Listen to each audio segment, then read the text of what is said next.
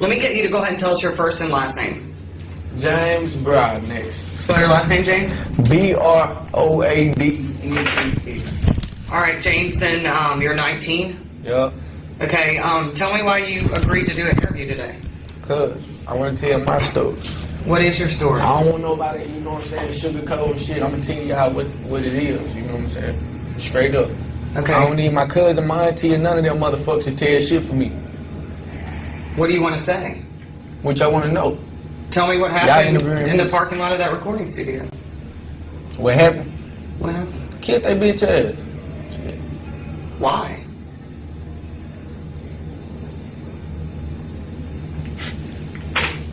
Man.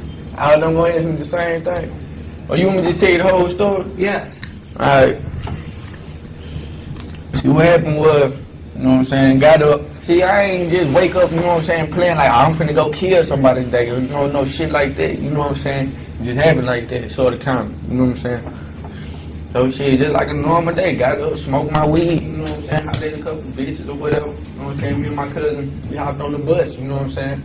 Like shit, we was gonna, the scenario, we was gonna already go down anyway, you know what I'm saying, but who to say somebody was gonna be dead, you know what I'm saying? We just going to hit a lick, you know what I'm saying? Or shit, whatever came with it. So, we was on the bus, you know what I'm saying, in downtown Dallas. Like shit, man, fuck that, you know what I'm saying? Let's hop on the train. Let's go to downtown Garden, you know what I'm saying? And we gonna rob somebody. Y'all the niggas with the money, just being real. Let's go out there where the rich white folks stay at, you know what I'm saying? Rob one of them, you know what I'm saying? So we get out there and shit. Time just ticking, like, man, fuck it, you know what I'm saying, shit, something gotta go down, dog, cause it's a long-ass walk back to South Dallas, you know what I'm saying, so shit, we walking through, by, you know what a recording thing is, right, you know what I'm saying, in the bank right behind it, so we walking through the parking lot, you know what I'm saying, and shit, somebody, I guess the motherfucker, who was on the passenger side of the car, whatever, he was out there burning something, you know what I'm saying, and he threw the shit in the dumpster, you know what I'm saying, I'm like, dog, you know you can get a ticket for that, right, that's vandalism, you know what I'm saying, so we got the, chopping it up and shit, you know what I'm saying, talking about the studio, cause I rap and all that good shit, you know what I'm saying, so, like shit, fuck, you know what I'm saying, we finna get ready to leave, I went back and asked him, like, man, y'all got one of y'all got a cigarette, you know what I'm saying, he's like, yeah, so shit, he went to go reach for it, pulled the pistol, shot him, shot the driver, whoever the fuck he was, shit. He like, the one I shot at first, he stumbled back, you know what I'm saying, like dropped, got back up like he was finna run. The one I hit second, you know what I'm saying, he raised up like he was finna do something, so I shot him in the head, you know what I'm saying. Then the other one, shit, shot him twice in the head. Just make sure, fuck that, you know what I'm saying, I don't need that shit, you know what I'm saying, lay that shit down, you know what I'm saying. So me and my cousin ran their pockets, you know what I'm saying, got the keys, got their wallet and shit. Hopped in the driver, hopped in the passenger side. We dipped. So they did nothing to you or nothing to provoke you, but you just felt that you man, could take their life? When they, you know what I'm saying, I just blanked out, you know what I'm saying, like, when that shit happened. Cause, man, I ain't ever killed nobody before, you know what I'm saying, I done shot at some people before. Ain't no problem if you pull a pistol, you know what I'm saying, I don't give a fuck about no gunplay, you know what I'm saying, shit. You killed 2 young men now. Better they life than mine. Do you have any remorse? None whatsoever. Do it look like it? What would you say to either of these families? They leave behind babies and widows. I got a family too.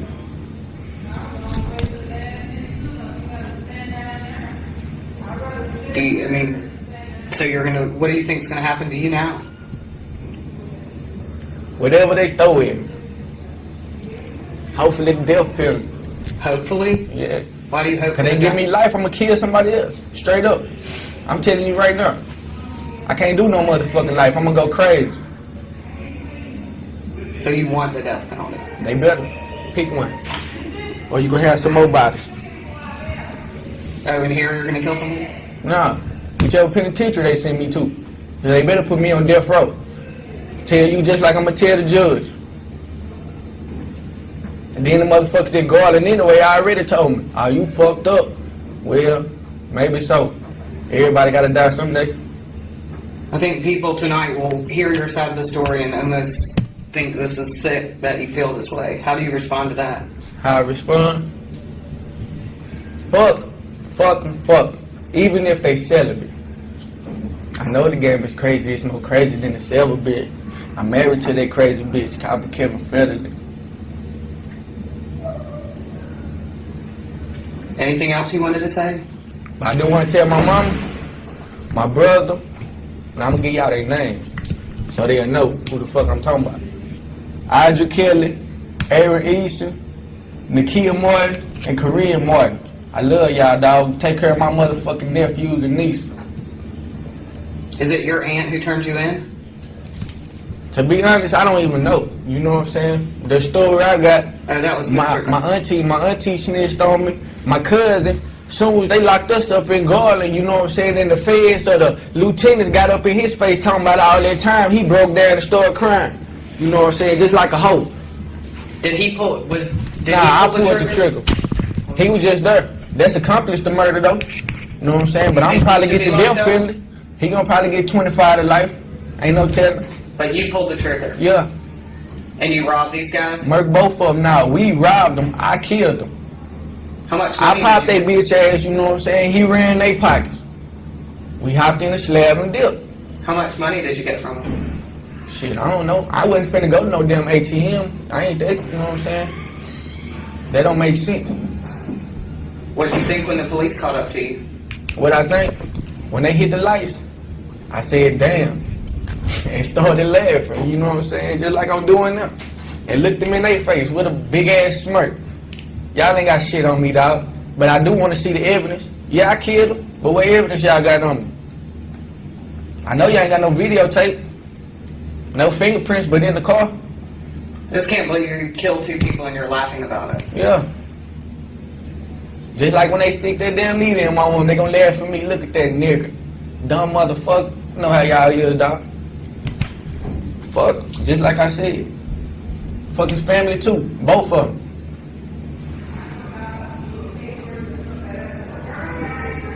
Anybody? Do you have anything, Patrick? Okay. Anything else? I said I love you, my family, didn't I? Yeah, make sure my mama see that. How much of your life have you spent in jail? Shit, I was locked up in juvie for a good 6 months. Spent a couple of days in jail, regular jail, for possession of controlled substance. You know what I'm saying? And that's it. I ain't got no dirty ass record. You know what I'm saying? Look at my shit, it's clean. Not anymore. Yeah, fuck it. Only God can judge me. What do you think? How do you think you'll be judged? Fuck him too. The devil in his army too. Fuck all of them. Some people might say you are the devil. Maybe. Look me in my eyes and tell me what you see. I don't think that will be cut out for television.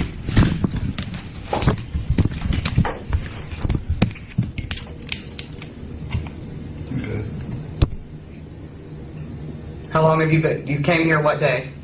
Man, I've been in this bitch about 2 or 3 days. I ain't even counting. I'm just waiting on them to sentence me. Come on with my lawyer. I don't even need a fucking lawyer. Do you have a lawyer yet? Nah. I ain't got the money for one I showed. Hell, ain't got no $1 million for no fucking bond or no 100 G's either. Shit, if I did, I wouldn't have robbed a nigga and murdered. What were you robbing them for? Drug money? Money, car, and whatever the fuck else came with it. You know what I'm saying? It wouldn't be no drugs if that's the case. I know plenty of dope boys to go hit. That's holding keys and pounds. You know what I'm saying? But why do that when I might get caught with the dope and still get a kingpin charge? You know what I'm saying? Do you regret robbing them? Do I regret it? Do you wish you would have never gone to Garland that night? Yeah. But you don't regret killing them. You just wish you would have avoided that situation.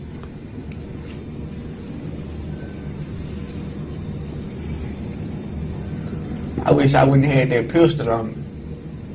Then I wouldn't have murked them. But some of them gonna still get robbed either way it go. You know what I'm saying? Because that's what the whole agenda was. And right now, as we're talking, they're burying these 2 men in their funerals. Still not an ounce of sympathy, not an ounce of remorse for them or their families? No. Fuck. Be a man, they fucking family. All right, thank you.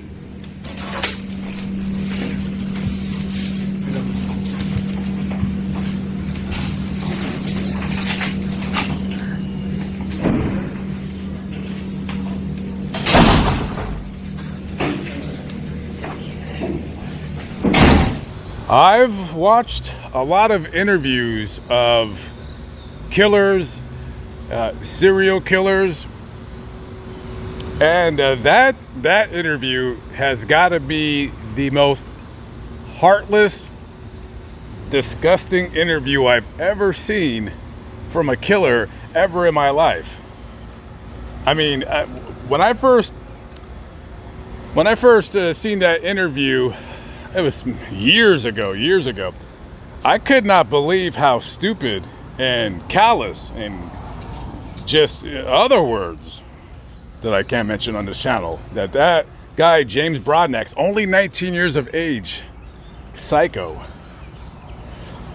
So this right here, this used to be the Zion Gate recording studio where the owner, Matthew Butler, 28, and Stephen Swan, 26, who was the engineer that worked for Matthew. This was where they were on that very early morning hours of June 18th, 2008. And they just got done with, I'm sure, a recording session. And as they're just outside right here, this was where James Broadnax and his cousin, Demarius Cummings, came here. And that heartless, heinous murder took place right here. Absolutely incredible.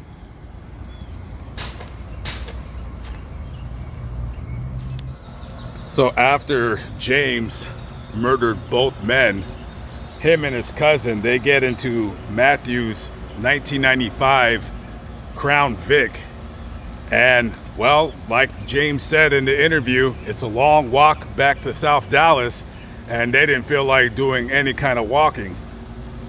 So they rummaged through the car, and they find some tools in the trunk. And, well, they need to make some money, so they took the tools and they pawned them at a pawn shop. And they wouldn't be free for very long. I don't even think they were free for 48 hours. About 170 miles away from here in Texarkana, on the border with Arkansas, police had pulled over the Crown Vic, and I believe when the officer ran the plate, it came back to a totally different car because they had switched plates. So eventually both individuals were apprehended. There was a third guy in the car too, and he was originally charged with the double murder. But I believe that both guys said that he didn't know anything about the murder, that he was just along for a ride. So eventually James was found guilty, and they did use that interview in court to seal his fate. So he was eventually sentenced to death, and today he sits on Texas death row. His cousin, Demarius, he received life in prison without the possibility of parole. So that guy is never, ever getting out. Both 19-year-old kids, young men, whatever you want to call it, just bored, nothing to do, just wanting to commit crimes. And can you imagine, as much as a psycho this James Broadnax appears to be, can you imagine, you know, he tells you, hey cuzzo, you wanna go rob some people? And you know, you're stupid, you probably didn't have the best of upbringing, neither of them really did. And you go along, you know, saying like, yeah, you know, we'll stick somebody up, we'll take a wallet or two, maybe a purse, maybe we'll make a few $100s, buy some weed, you know, whatever. So you're 19 years old, you leave your house, and you end up doing life in prison, and all you were doing was you were along for the ride. Incredible. Also, this is kind of strange, I don't know why, but there's a change.org petition online that was made for James Broadnax, And basically in the change.org, I'm not even going to bother reading it, but somebody or some organization made that change.org to get James, or to allow James Broadnax to get a new trial because of the racist injustice that was a part of the previous trial. I guess a bunch of racist jurors convicted him of this crime. You know, he did say it in an interview. He said exactly what took place. He admitted that he killed both of them. But according to them and other organizations, he was only sentenced to death because he's black and the victims were white. Now, you can believe whatever you want to believe, but this guy, this Broadnax character, he basically talked himself onto death row. If he would have never did that interview, if he would have just kept his mouth shut and said nothing, and let the court go on with things, he would have got life without parole. But because that interview, he showed absolutely not an iota of remorse whatsoever, and just didn't care. Didn't care during the trial, during the victim impact statements. He laughed. Obviously, this guy has no feelings of any kind of remorse. So, if you want to believe about a justice system that is racist and the numbers of death row people that are black versus white, so forth and so on, which we might get into that on a future video. I'm pretty sure I will.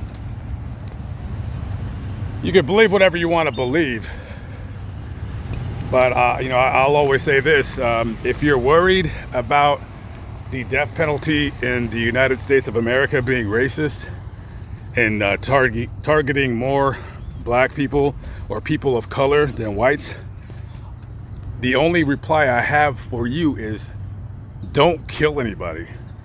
I wake up every day not killing anybody, and it's actually quite easy, and I'm pretty sure practically all of you watching this video can say the same.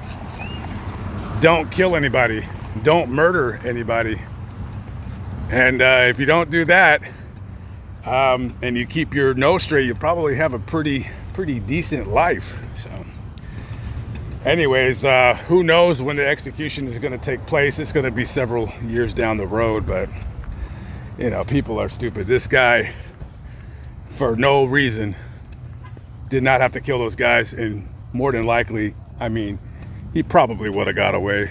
Steal the car, you know, just leave it, dump it somewhere, and just hit the road. I don't know. Whatever.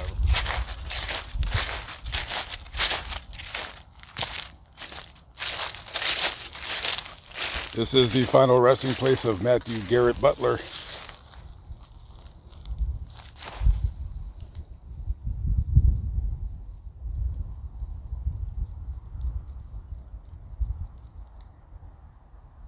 A very senseless murder, to say the least.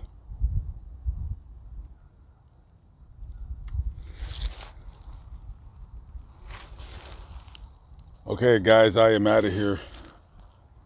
Hitting the road. Going back to Texas. More stories to cover. Lamont at Large signing out. Catch up with you on the next video. Hope to see you there. Peace out.